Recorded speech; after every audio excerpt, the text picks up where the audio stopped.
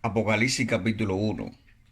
La revelación de Jesucristo que Dios le dio para manifestar a sus siervos las cosas que deben suceder pronto, y la declaró enviándola por medio de su ángel a su siervo Juan, que ha dado testimonio de la palabra de Dios y del testimonio de Jesucristo en todas las cosas que ha visto. El primer capítulo de Apocalipsis nos muestra la realidad de el deseo de Dios a través de este escrito. Como dice el texto, en las primeras palabras vemos el concepto real del término apocalipsis, y es revelación. Muchas personas tienen la palabra apocalipsis como catástrofe, muertes, fin de los tiempos, y aunque es el último libro de la Biblia, la idea básica, real, gramatical, es que este escrito nos revela la persona de Jesucristo en aquel tiempo. Juan escribe para aproximadamente el año, en la década del 90, en el primer siglo, aproximadamente año 92, 94, y él está desterrado en la isla de Pasmo, como vamos a leer en los próximos versículos, y él está escribiendo a la iglesia perseguida que está en tribulación, que está siendo masacrada, y muchos tenían dudas si realmente el Mesías que había venido era el Cristo, si la persona que había muerto en la cruz era el Cristo, era Jesús, el Hijo de Dios. Y Juan, inspirado por el Señor, tiene en cuenta el aclarar, levantar, afirmar el concepto y la persona del Mesías de Jesucristo. Por eso el primer versículo dice esa frase tan importante para poder entender todo el libro. La revelación de Jesucristo que Dios le dio para manifestar a sus siervos las cosas que deben suceder pronto. Cuando nosotros tenemos un concepto correcto acerca de la persona de Jesús, podremos entender todas las cosas. Por eso es muy importante que al leer la carta de Apocalipsis podamos ver la persona de Jesús en cada una de sus palabras. ¿Cómo envió esta revelación? Sigue diciendo el versículo, eh, las declaró enviándolas por medio de su ángel a su siervo Juan. Así que esta carta fue escrita por Juan de una manera personal a las iglesias que él había plantado en el Asia Menor. Que Dios le bendiga. Continuamos reflexionando en la palabra de Dios en 3 minutos.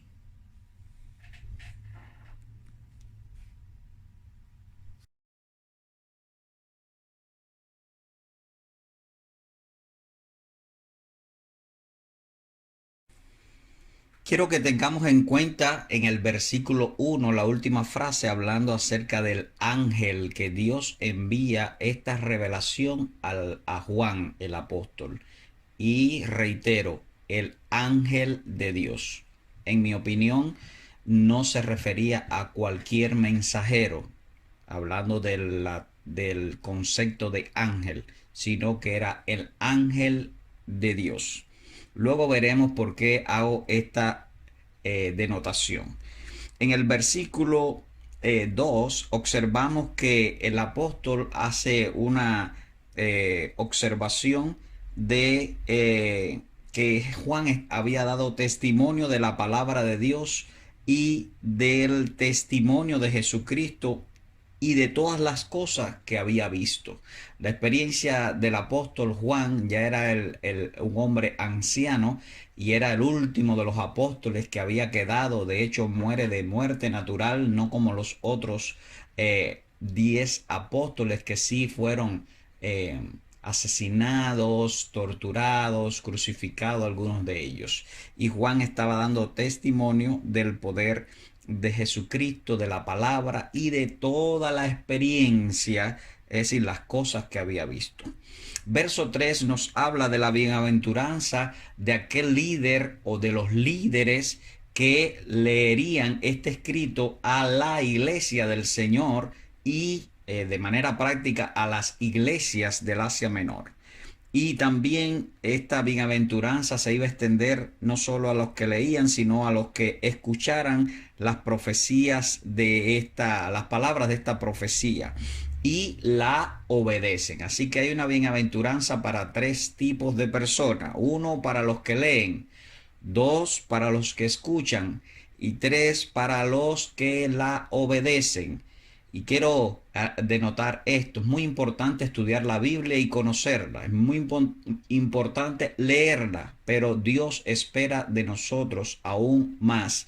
Dios espera nuestra obediencia. Por eso mi invitación a leer estos tres versículos primeros del Apocalipsis lo podamos ver como un llamado de Dios para obedecer su palabra, para conocerla, para interiorizar en ella y para gozarnos en la obediencia de la voluntad de Dios, que es agradable y es perfecta.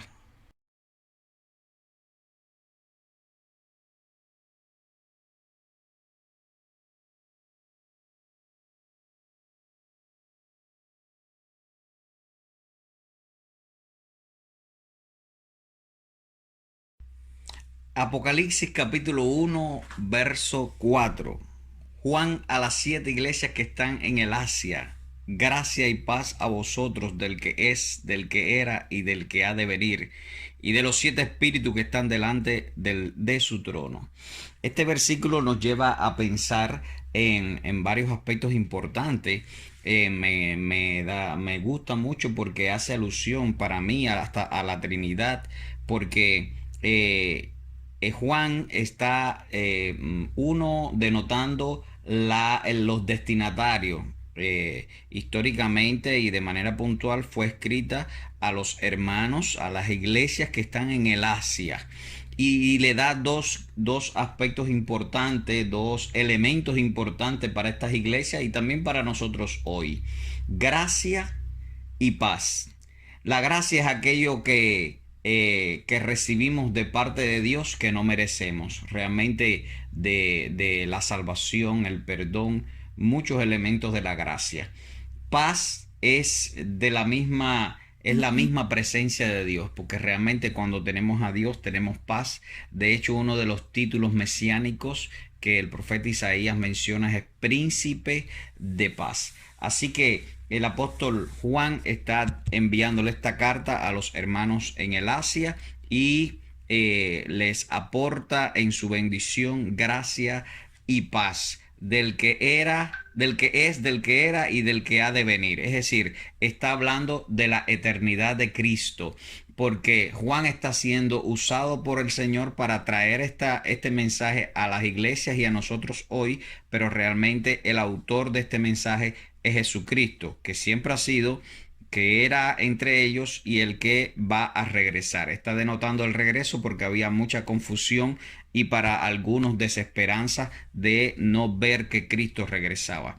Y los 7 espíritus que están delante del trono está muy claro, no son 7 espíritus en cuanto a que se pueda enumerar, sino que son elementos del Espíritu de Dios que podemos vernos en Isaías capítulo 11, verso 2, espíritu de Jehová, espíritu de sabiduría, espíritu de inteligencia, espíritu de consejo, espíritu de poder, espíritu de conocimiento y finalmente espíritu de temor. Quiere decir que estas características del Espíritu Santo nos permite ver que es Dios mismo, el Dios Trino está allí. El Dios el Padre impartiendo gracia y paz, el Hijo que es, que era y el que ha de venir, y el Espíritu Santo que tiene estas 7 características importantísimas que fortalecen nuestras vidas como discípulos del reino.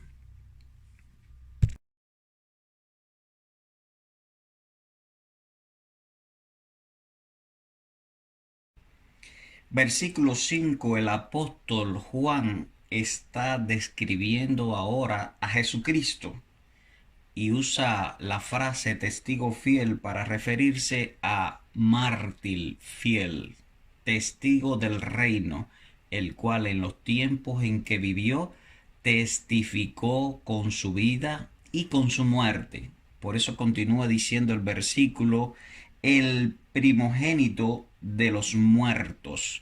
Había muchas personas que estaban muriendo en esta época por causa de la fe en Cristo, por testificar y ser fiel al reino de Dios. Y ahora Juan, en la introducción a la carta de estas iglesias, está recordando que Cristo también murió por declarar y manifestar el reino de Dios. Fue testigo fiel, pero con una, digo yo, comparación, diciendo también Juan, y el soberano de los reyes de la tierra. A pesar de que tuvo que morir y sufrir crucificado, él mantenía la condición del rey del universo. Por eso anunció en el Evangelio, lo leemos, el reino de los cielos se ha acercado.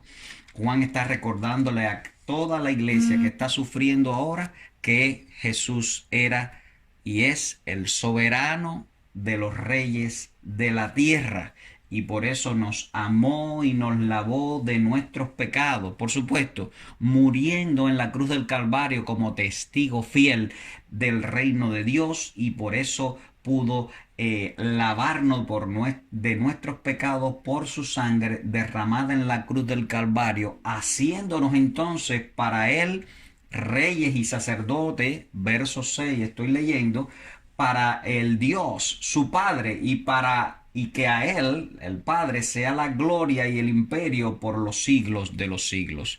Cristo estaba obedeciendo el plan de salvación que la Trinidad había desarrollado para salvar a toda la humanidad. Y Juan lo está recordando en esta introducción a la carta para darle ánimo a la iglesia del que había salvado sus vidas y los había redimido. No solo estaba lejos en el cielo, sino que estaba cerca de ellos en virtud de la experiencia que estaban viviendo de tribulación y angustia y muerte, que él había lavado nuestros pecados y que daba la gloria, la honra y la alabanza al Padre, porque ahora pertenecemos a él. Somos reyes y somos sacerdotes para Dios. No estamos desamparados, dice Juan a los hermanos del Asia Menor.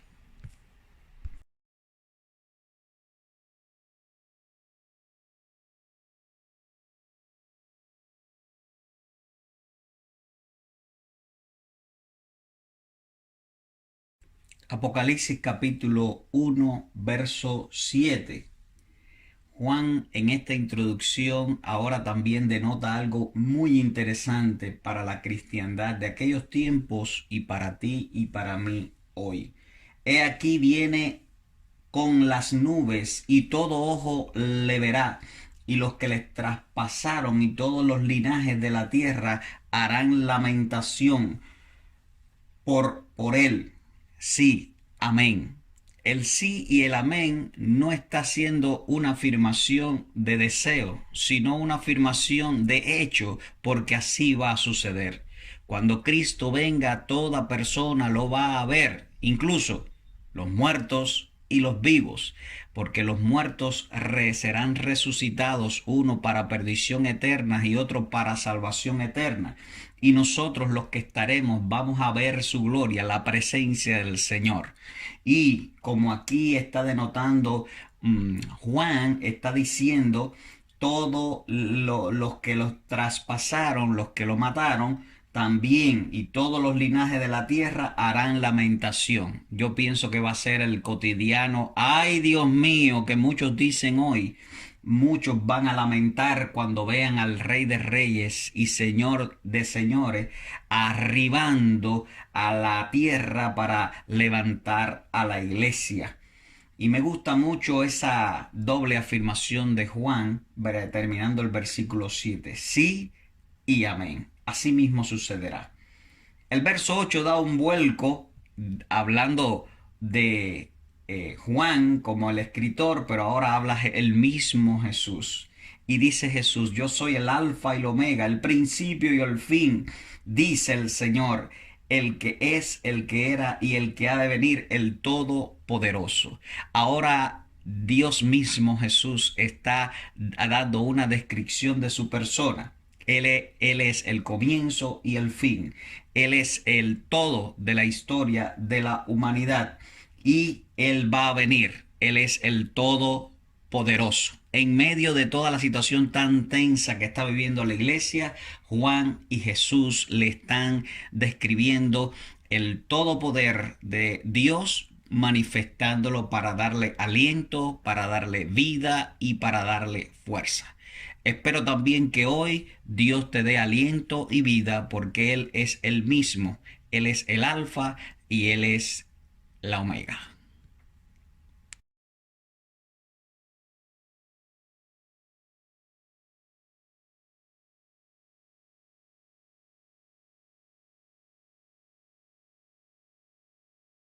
Apocalipsis capítulo 1, verso 9.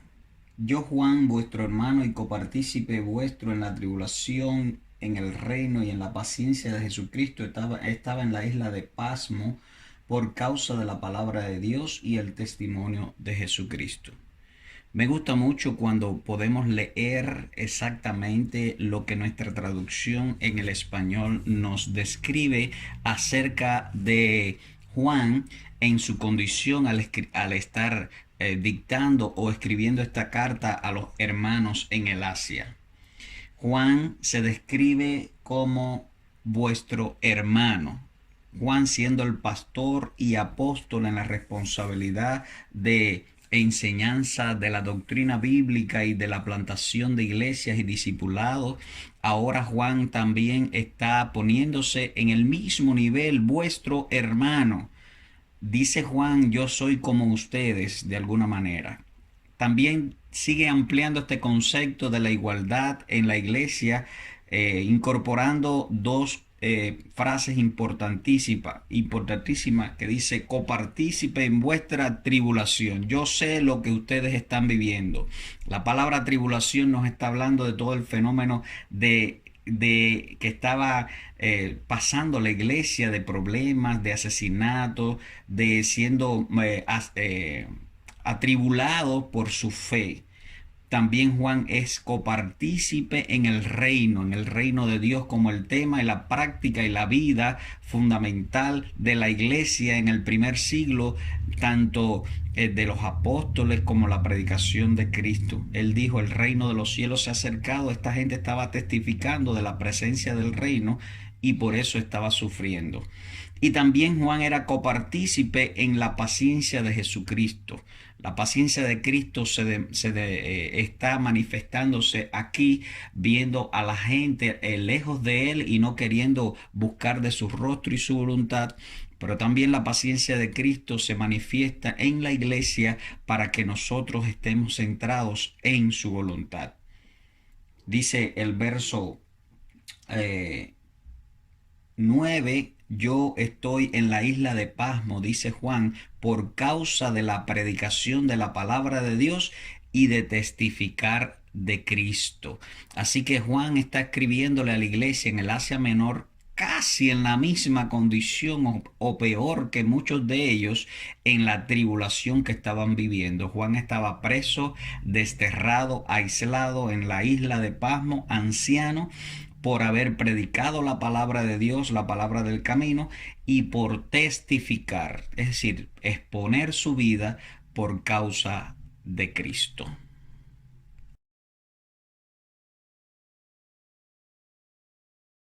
Apocalipsis capítulo 1, verso 10.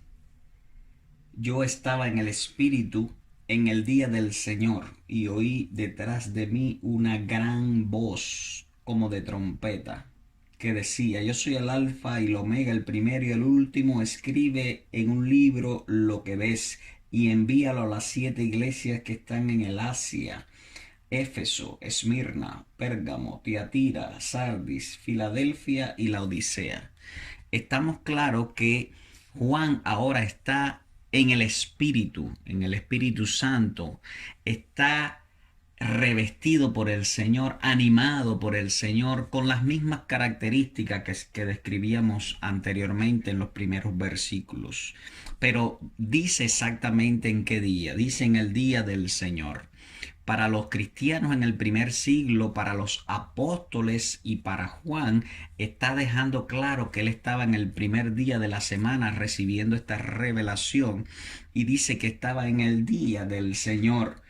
y oyó detrás de él una voz fuerte como de trompeta. Y esta voz le decía, me llama la atención que en el versículo 1 Juan está recibiendo la revelación del ángel de Dios, y era lo que le denotaba anteriormente. El ángel de Dios, el mensajero de Dios, era el mismo Jesús que ahora estaba hablándole a Juan y se le estaba apareciendo. Y verso 11 vemos aquí por sus palabras la persona de Jesús que le dice, yo soy el alfa y el omega, el primero y el último. Esta designación, este título es un título divino, un título para Jesús, el alfa y el omega, el primero y el último, el que tiene el control del tiempo, el que tiene el control de la historia. Él sabe desde el principio hasta el fin. Él tiene el conocimiento pleno de todo lo que está pasando. Dios no está ausente a lo que estaba pasando a las iglesias. Por eso le da la orientación precisa y dice, escribe en un libro, escríbele a las iglesias en el Asia y da los nombres de las iglesias de cada uno de los lugares donde tenían que recibir esta carta, este escrito, y les dice, escribe lo que estás viendo y envíalo a las iglesias, porque Jesús, Juan y Juan querían aclararle, afirmar y alentar a la iglesia perseguida y atribulada acerca de la persona de Jesucristo, porque Él es el único que puede dar aliento a la iglesia en aquel momento de tribulación y también hoy.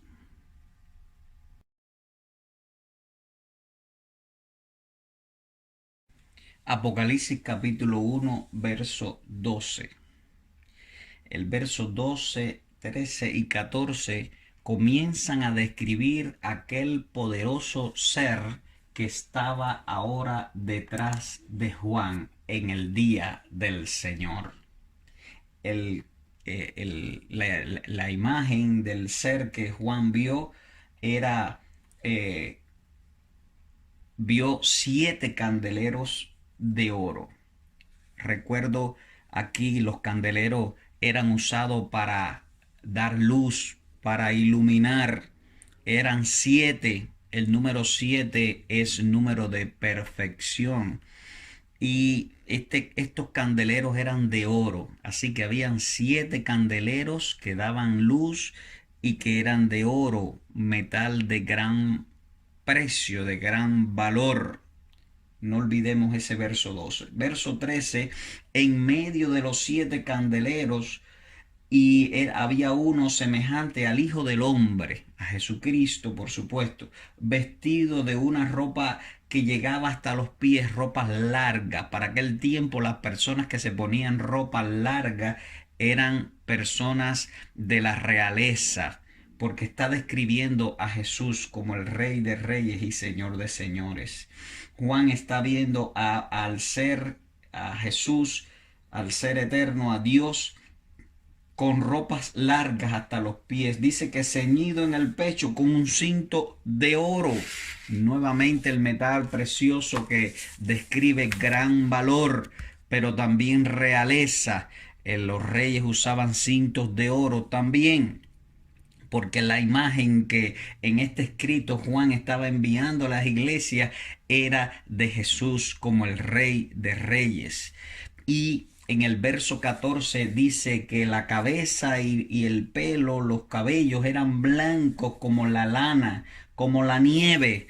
Hace 2 imágenes del color blanco bien exacto para denotarnos y darnos el significado de la sabiduría, de la madurez, de la santidad de Dios y sus pensamientos y planes con la iglesia. Dice que de los ojos salían llamas como de fuego, sabiendo nosotros que los ojos del Señor están para bendecir y para saber todas las cosas. Él tenía ojos como llamas de fuego. Y denoto el cómo porque es una comparación, sabiendo de que su visión consumía todas las cosas también que estaban sucediendo en aquel momento histórico de la iglesia atribulada.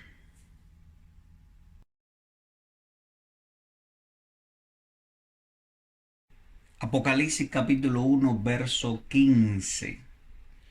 Sus pies eran semejantes al bronce bruñido, refulgente como un horno, y su voz como estruendo de muchas aguas. Denota Juan en su escrito a las iglesias el carácter del Señor en cuanto a su fortaleza y a la firmeza tanto de su carácter como de su reino y él como el rey eterno y firme que es su trono, como dice el Salmo 93.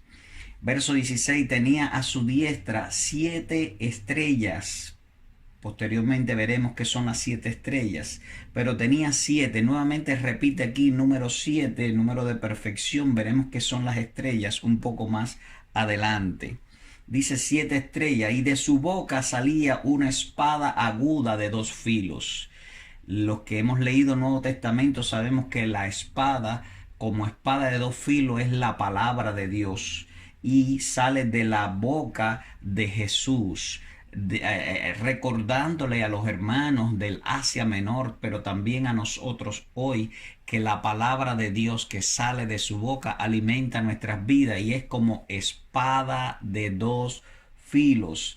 Y su rostro era como el sol cuando resplandece en toda su fuerza.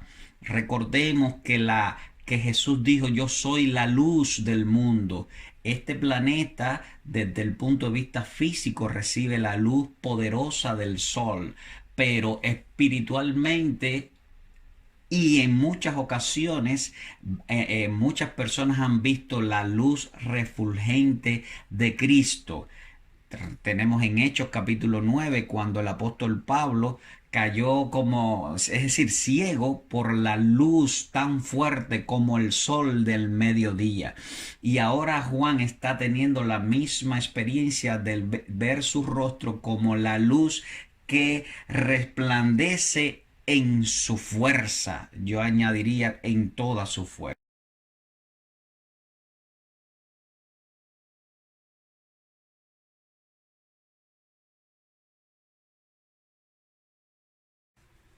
Apocalipsis capítulo 1, versículos 17 y 18.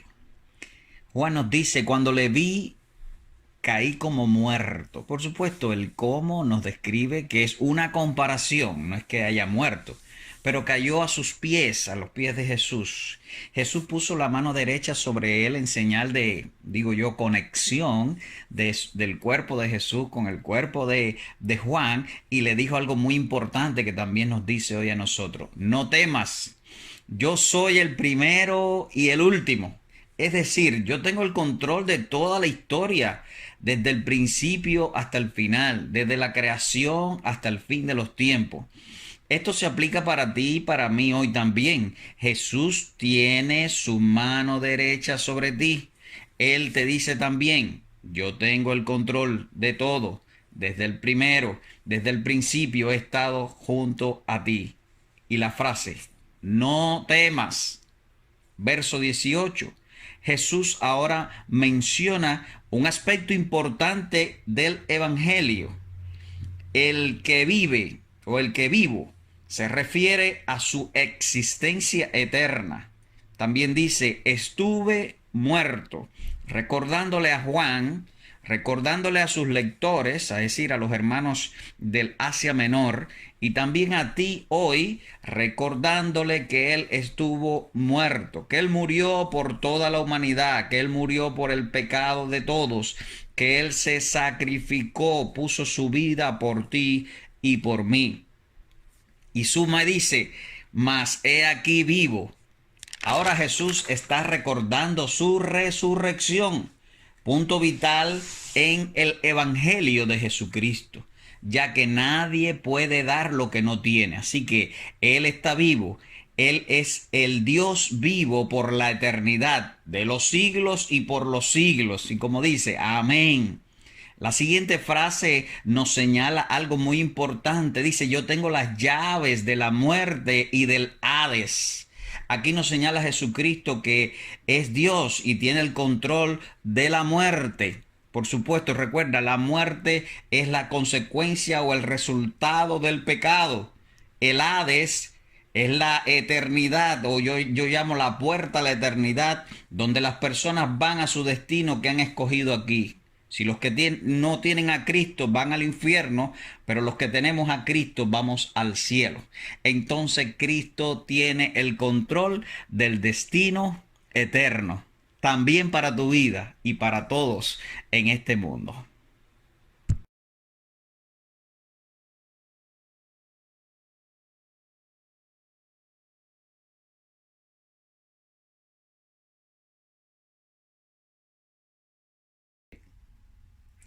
Escribe las cosas que has visto.